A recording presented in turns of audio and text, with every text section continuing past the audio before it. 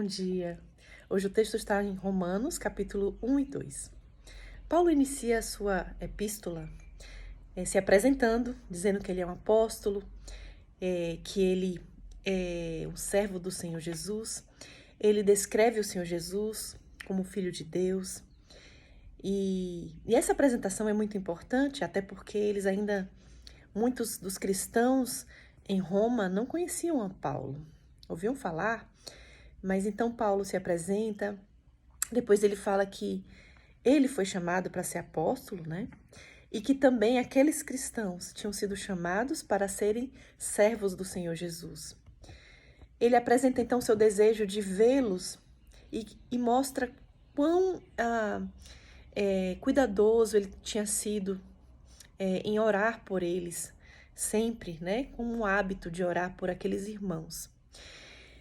Outro ponto que ele levanta é que existia nessa época uma vergonha de ser seguidor de Jesus Cristo. Seguir alguém que tinha morrido na cruz. A cruz hoje é símbolo de vitória, de algo maravilhoso, espiritual, de fé, de sacrifício. Mas naquela época, a cruz era uma vergonha, era a pior morte. Era a morte mais desonrosa para alguém. E dizer que estava seguindo e que a pessoa a quem seguia era alguém que tinha morrido na cruz era algo muito humilhante. E com certeza as pessoas de outras religiões, outras nações deviam fazer muita chacota disso. Então era comum existir alguns crentes terem vergonha do evangelho e talvez tentar viver de uma forma que não demonstrasse que fosse cristão. Mas então Paulo fala, porque não me envergonho do evangelho de Cristo, pois é o poder de Deus para a salvação de todo aquele que crê, primeiro do judeu e também do grego. E ele continua falando, porque nele se descobre a justiça de Deus de fé em fé, como está escrito, o justo viverá pela fé. Paulo começa a mostrar aos irmãos a importância de entenderem que a justiça vem pela fé no Filho de Deus. A justiça de Cristo cobre o cristão quando ele tem fé no Senhor Jesus. Uma fé de obediência, uma fé que vive para servir o Senhor. É esse tipo de fé. E é muito importante frisar isso porque alguns pensam que somente a fé e nada mais. Tudo bem, mas que fé é essa? É uma fé que obedece. Porque, lembre-se, Satanás e os demônios têm fé em Deus, eles acreditam. Mas eles não serão salvos. Então, temos que ter cuidado sobre fé. É uma fé diferente, é uma fé que obedece, é uma fé que vive para servir o Senhor Jesus Cristo, o Senhor da glória. Paulo continua falando aos irmãos de Roma.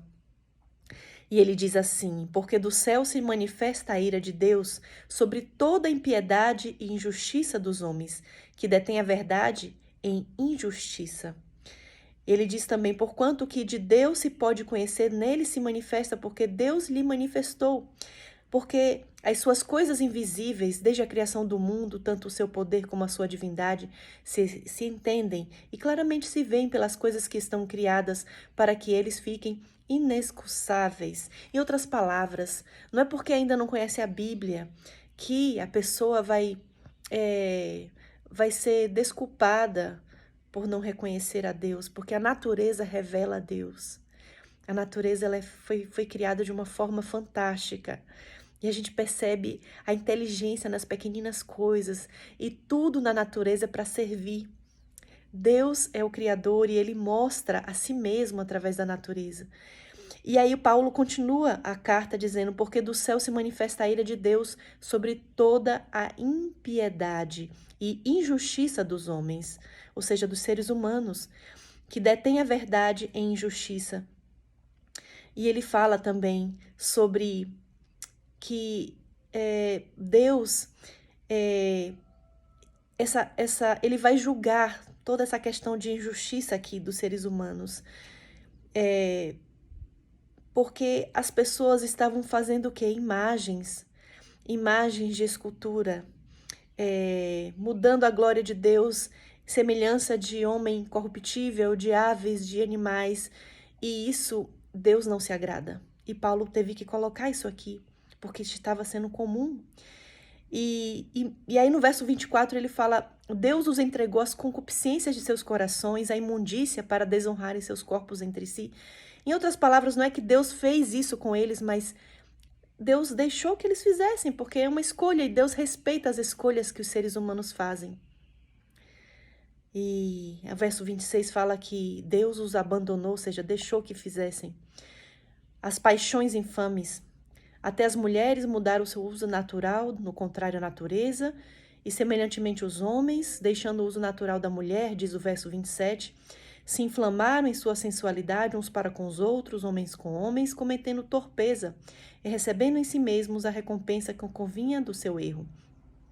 E como eles não se importaram de ter conhecimento de Deus, diz o verso 28, assim Deus os entregou a um sentimento perverso para fazerem coisas que não convêm. Estando cheios de toda iniquidade, prostituição, malícia, avareza, maldade, cheios de inveja, homicídio, contenda, engano, malignidade.